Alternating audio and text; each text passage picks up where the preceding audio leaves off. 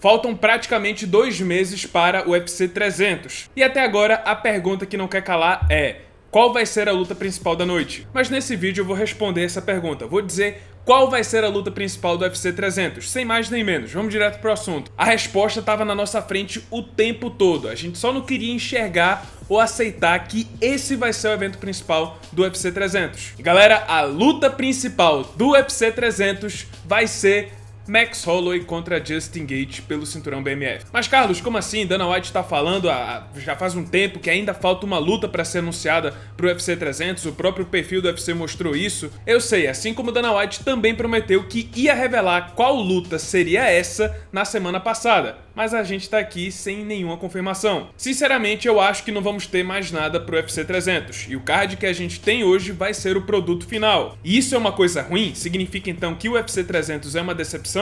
Bom, para um fã frequente do esporte, para quem acompanha, esse card tá simplesmente fantástico. Não dá para negar que o UFC 300 de fato é um card incrível. Não tem uma luta ruim. A gente vai ter na mesma noite Charles do Bronx, Max Holloway, Justin Gaethje, Jiri Prochazka, Aljamain Sterling, Deiveson Figueiredo, a estreia da Kayla Harrison. Então, considerando que esse vai ser o UFC 300, que esse vai ser o produto final, a gente tem um card incrível. Vai ser sim, de fato, um bom card. Porém, ele tá longe de ficar no mesmo patamar do UFC 100 e do UFC 200. E na minha opinião, isso aconteceu por dois motivos. Criaram muita expectativa, mas não tinham um planejamento, não tinham nada certo. Acontece que eles passaram meses anunciando e prometendo que o UFC 300 seria fantástico e que ia ter uma luta principal que ia parar o mundo. E essa luta especial seria a luta que atrairia a massa, aquela que conseguiria captar a atenção de todos os tipos de público, desde o fã mais frequente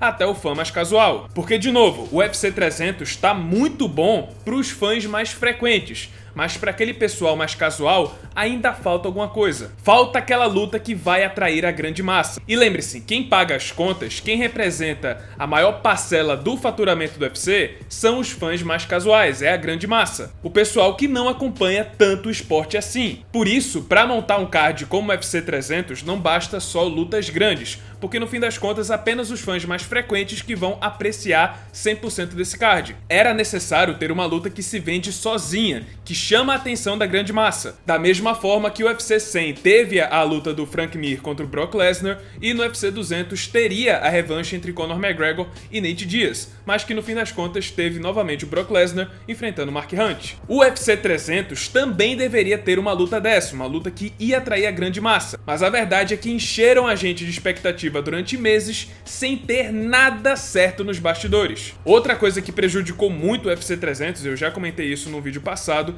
é a falta de uma narrativa. Alguma história, alguma rivalidade que estava sendo construída nos últimos meses e que teria seu clímax, o seu capítulo final no UFC 300. De novo, no UFC 100 tínhamos a revanche do Frank Mir contra o Brock Lesnar, no UFC 200 teria a revanche do Conor McGregor contra o Nate Diaz, teria também a revanche do Jon Jones contra o Daniel Cormier, e criava aquele clima de decisão, aquela expectativa de que uma grande história estava chegando num clímax, e que esse clímax iria acontecer no UFC 100 e 200. E para melhorar, essas narrativas envolviam algumas das maiores estrelas da história do UFC, Brock Lesnar, Jon Jones e Conor McGregor. Mas no UFC 300 falta essa narrativa, falta uma história para ser concluída. E isso nem é tanto culpa do UFC ou do Dana White, até porque não tem uma grande rivalidade para ser resolvida. Poderia ser o caso Adesanya contra Poatan, mas eu sinto que essa rivalidade perdeu um pouco do peso depois da derrota do Adesanya para o Sean Strickland. Se o Adesanya tivesse vencido o Strickland e tivesse se mantido como campeão dos médios até hoje,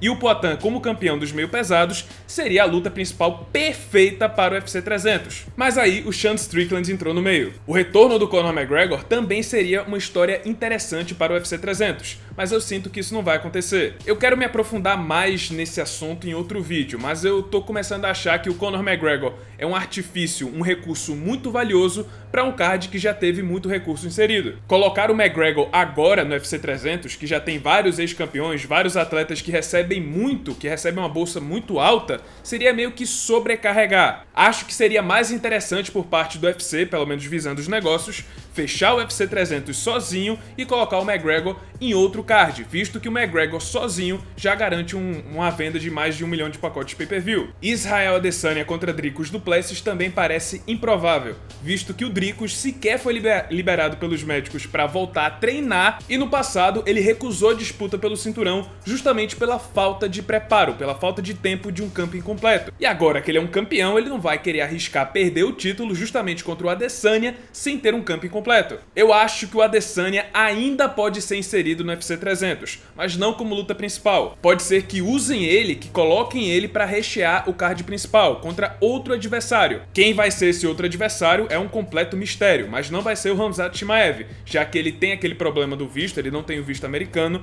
ele tá passando por uma lesão, se recuperando de uma lesão na mão, e eu acho particularmente que ele vai ser reservado para aquele UFC que vai acontecer na Arábia Saudita. Em resumo, prometeram durante meses o bolo mais delicioso da história, e com uma cereja por cima. Mas no final vamos receber um bom bolo, mas sem a cereja. Esse é o UFC 300. Ainda assim, eu acho que tem uma pequena fagulha de esperança. Vale lembrar que lá em 2016, o UFC 200 ia acontecer em julho, e só confirmaram a luta do Brock Lesnar contra o Mark Hunt em junho, faltando um mês pro UFC 200. Então assim, em teoria, pegando o retrospecto passado, ainda dá tempo do UFC surpreender e trazer uma luta principal ou uma luta mais atraente pro UFC 300. E se isso acontecer, pra mim, as duas maiores hipóteses são a inclusão de Adesanya no card principal, enfrentando algum outro adversário, sem ser du Plessis, sem ser Poatan, uma luta normal, sem valer cinturão, ou talvez o Dana White resolva chutar o balde e coloque o Conor McGregor contra o Michael Chandler. Até porque o UFC 300 tem a missão de superar a marca de 1 milhão de pacotes pay-per-view vendidos, pra manter ou superar o sucesso dos seus antecessores. E hoje só tem 2 lutadores disponíveis que podem ultrapassar essa marca de 1 milhão de pacotes: Conor McGregor e Israel Adesanya. Caso contrário, vai ser muito estranho o UFC 300 perder nas vendas de pay-per-view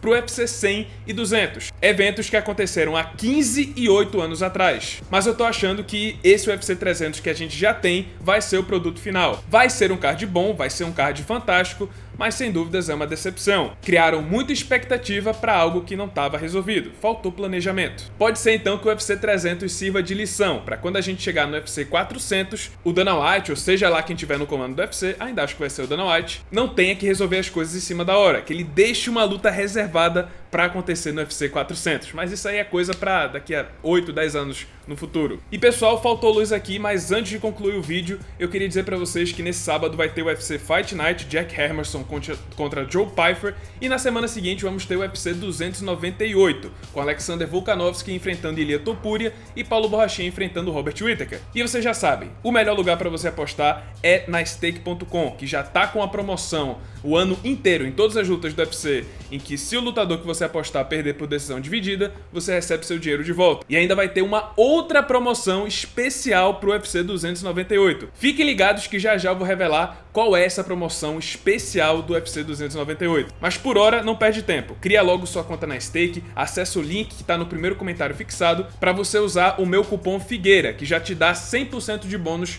no primeiro depósito, ele dobra o seu primeiro depósito. E é isso, pessoal, esse foi o vídeo, espero que tenham gostado. Se você gostou, deixa seu like, se inscreve no canal, já ativando o sininho das notificações para não perder o próximo conteúdo. E é isso, muito obrigado por terem assistido e até a próxima.